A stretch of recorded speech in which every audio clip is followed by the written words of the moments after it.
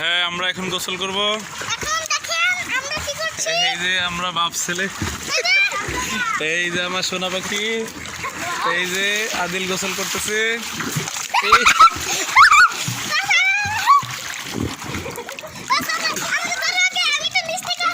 নিচ থেকে আসবে?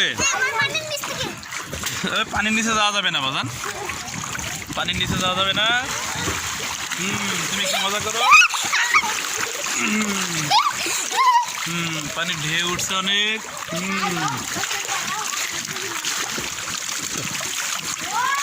এই যে দেখো আদিল,